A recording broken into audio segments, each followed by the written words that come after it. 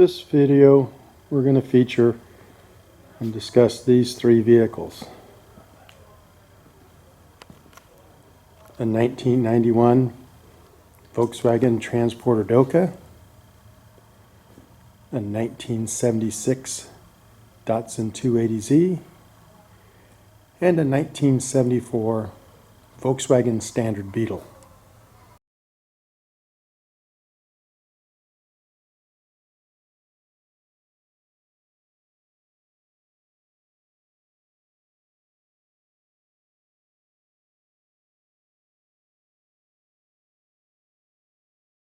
Hello, I'm Richard with EV4U Custom Conversions.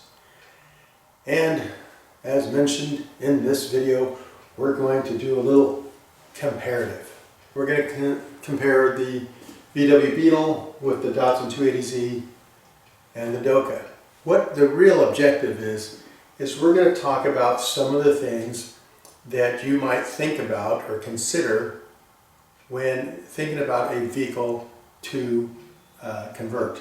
So that's what it all boils down to is what do you plan, what's the planned usage of the vehicle? Is it a commuter car? Is it a work vehicle?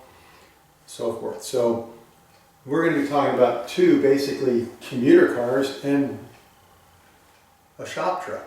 So they're totally different. But let's see how things add up. So first off, we're going to start off with the motor controller setup in each one of them. And all three of them use motors from High Performance Electric Vehicle Systems that are paired with a Curtis controller. So the Bug has the AC51 and the 1239 controller. The Datsun has the AC35x2 and two of the 1239 controllers. The Doka has an AC75 and the 1238 controller. Now, big difference here is the voltage. So the AC51 and the AC35x2, they're good to a maximum voltage of 170 volts, and the 1238 to 130 volts. And the 1239 is a 500 amp controller, and the 1238 650. So it boils down to the power curves. So if you look at the power curves on these, this one has a lot of low end torque. And it's pretty much, by the time you get to 3,600 RPMs, 3,800 RPMs the most, you're pretty much starting to leave the power curve. Where these two both go out to almost 5,000 RPMs. Now this basically is two. It's kind of a Siamese motor. You have two sets of windings, two armatures on a common shaft, and two field windings or stators that are in a common housing, and then two separate controllers. I added the horsepower and torque figures to the motor controller setups. So you can see the Bug has 88 horsepower and 108 pound-feet of torque. The Datsun with the AC35x2, it's 165 horsepower and 189 pound-feet of torque.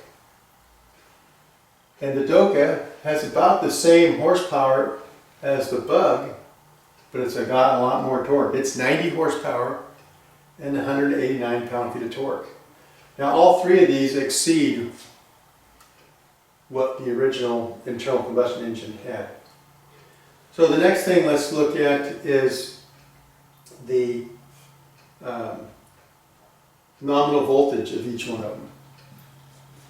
So the Bug has 44 100 amp hour cells, and it's a nominal voltage of 145 volts. The Z has 48 180 amp hour cells, and it's 158 volts. And the Doka has 38 of the 180 amp hour cells at 125 volts. So 44 cells, 48 cells, 38 cells. But these are smaller cells, being 100 amp hour cells. These two have the 180s. And so here's the kilowatt hours of each of the packs. So the Bug has the lightest pack, and then the Doka would be the next heaviest, and then the Z.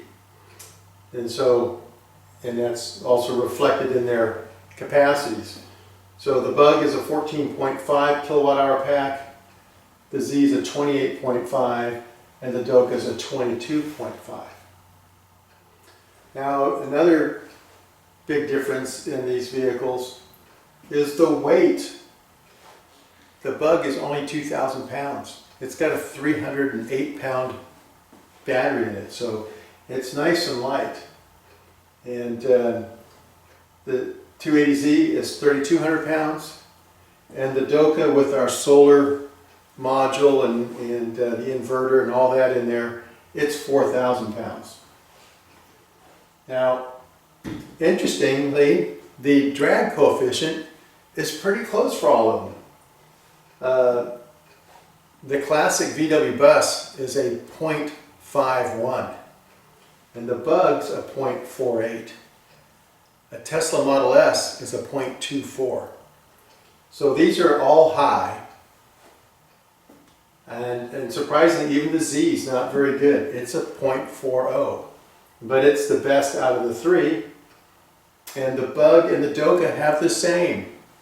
And that's why you can't tell by looking at a vehicle. And in our workshops, this is one of the things we go over. And we show lots of examples. As a matter of fact, I think we've got some videos that we've done in the past to show some examples that we show vehicles that have the exact same drag coefficient, but you'd swear they had to be different just by looking at the vehicles. So you can't tell by looking. So all these really have a lot of aerodynamic drag and aren't real good in that regard.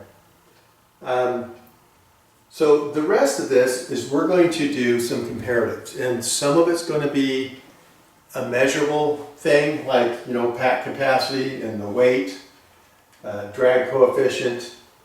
Those things are measurable, okay?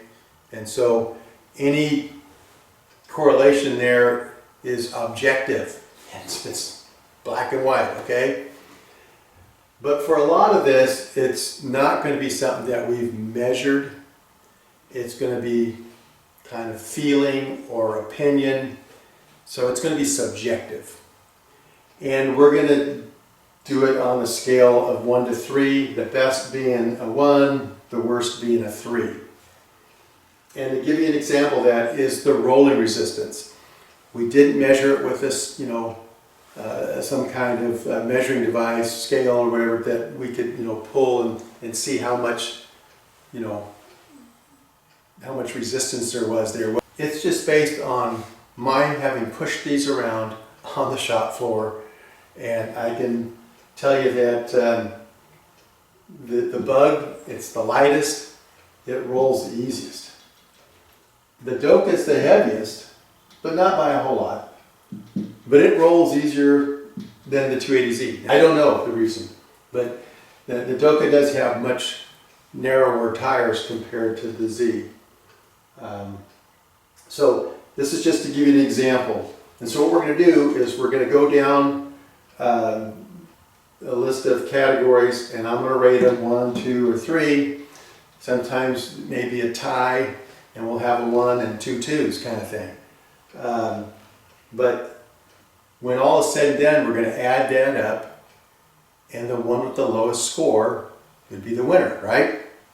So let's take a look. So here are the categories we're going to compare: range, charge time, cost to convert, usable space in the vehicle versus the space when it was stock, the top speed, acceleration, braking, handling, fun to drive, comfort, and the comfort, not just, just the driving, the sitting, then getting in and out, all that's all under comfort use. And so that's going to be kind of a practical thing. And then appeal. And I'm basing the appeal based on the number of thumbs up I get and the number of people that follow me. And just you know, wherever you go, how much of a crowd and how much I get mobbed.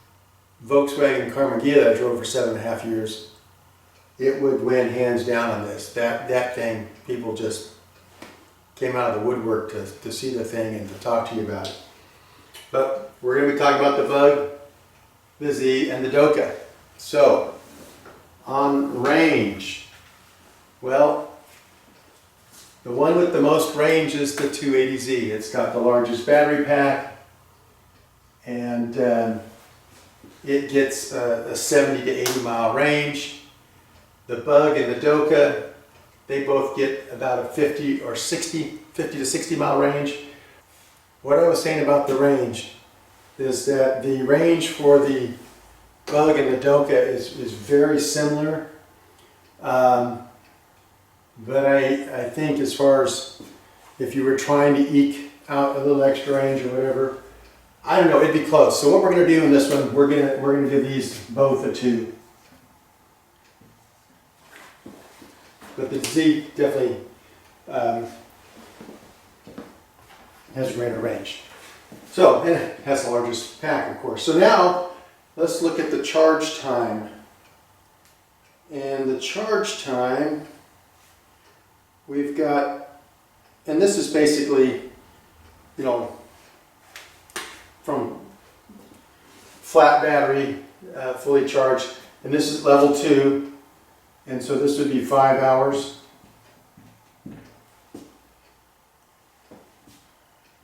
6 hours, and 8 hours.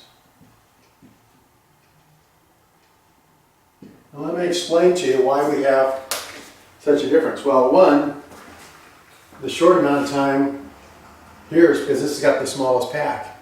And this is a 2.5 kilowatt charger. This is a 2.5 kilowatt charger, but it's a larger pack. And different voltages, so forth. So anyway, this one takes longer to charge than that one. And this has a 5 kilowatt charger. Even though it has a larger pack, it takes 6 hours. So, as far as charge time goes, we would rate it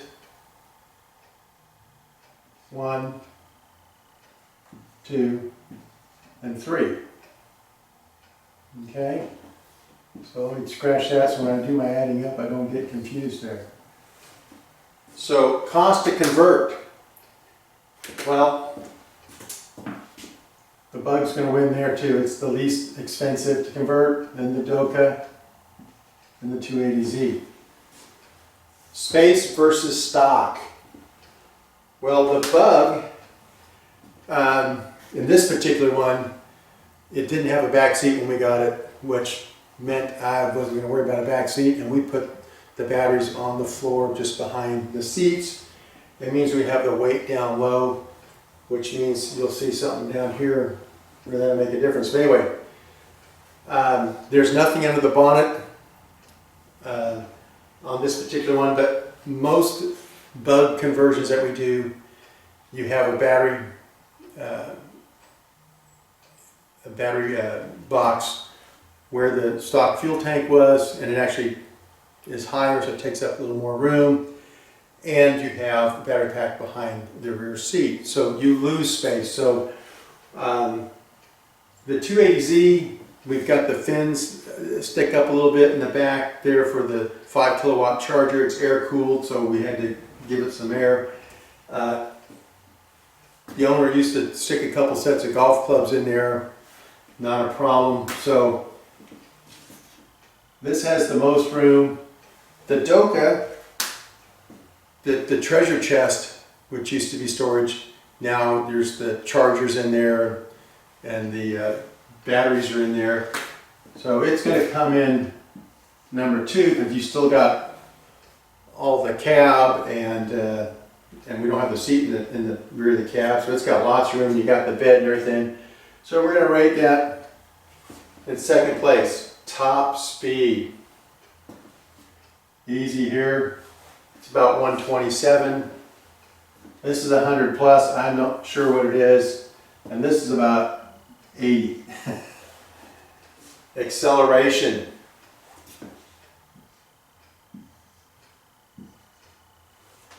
The Bug's pretty quick though, but it's not as quick as the Z. But it's got surprising acceleration. Braking. Well, that's pretty much going to be, didn't measure it, so I'm going based on feel. The Bug has four-wheel discs. It's the only one with four-wheel discs. It's light. We're going to give it a 1 on the braking. And these two are about the same. I'm going to give both of these a 2. It might be that the 280Z outbrakes the Doka, but the Doka, it's got some good braking. Handling. Again, this is a real close one. Because the Bug handles well. It's got the weight, kind of in the center. It's down low. It's got pretty wide tires on it. It's got heavy duty anti-sway bar.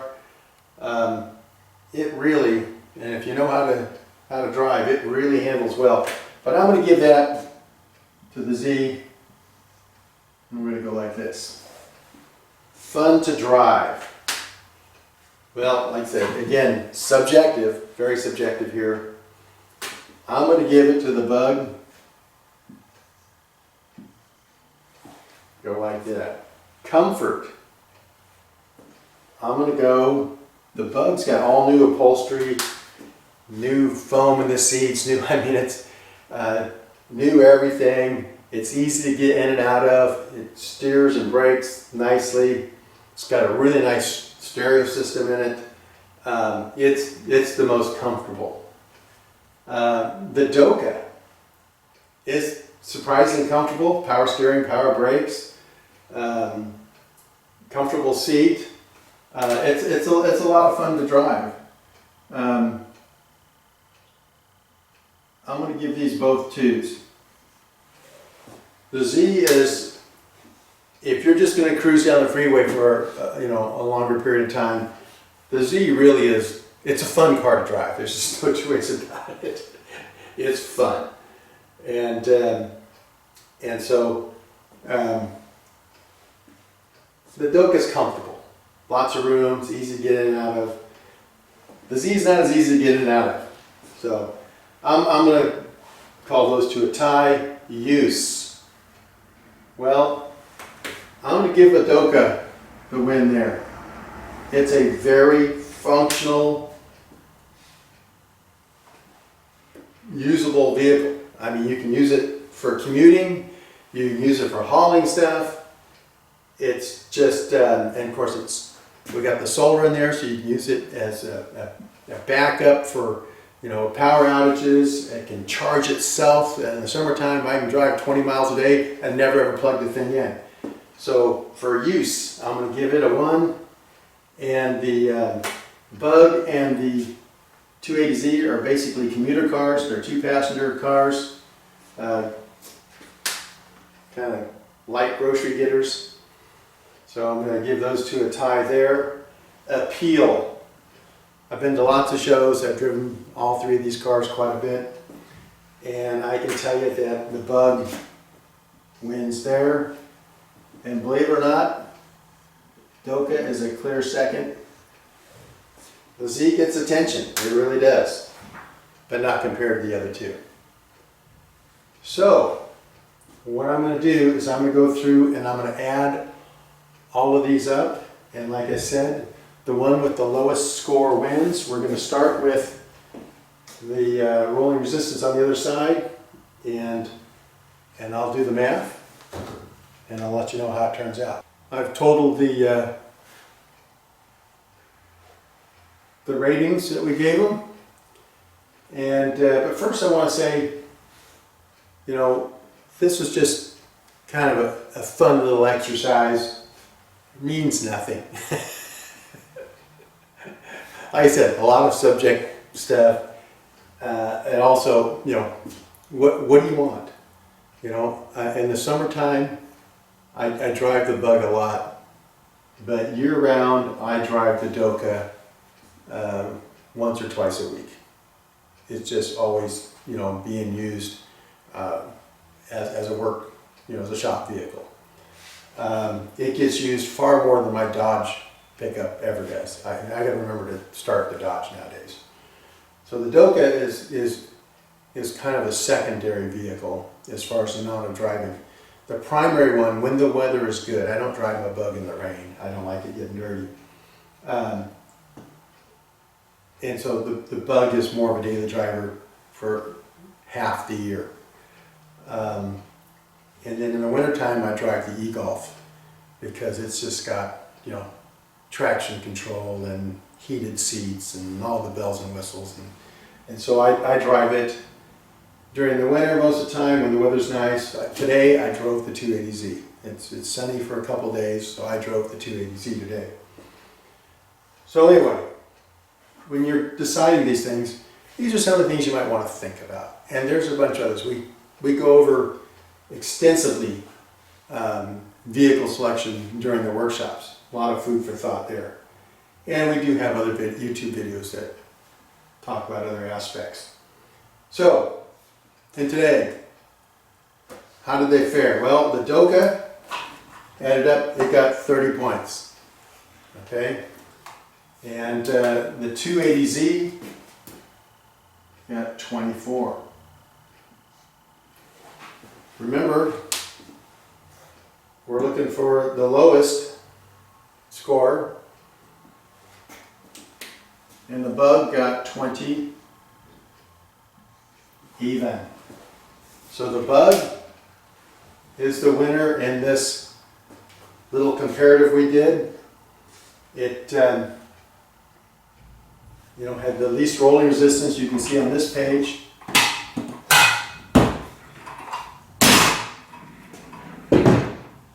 It was tied for 2 for range. It had the smallest pack, so it actually charged the fastest. So you can see right here, lightweight. And if it was an aerodynamic vehicle, it would have really come out on top in that regard. Inexpensive to convert, smaller battery pack. And of course, it doesn't have power brakes or power steering.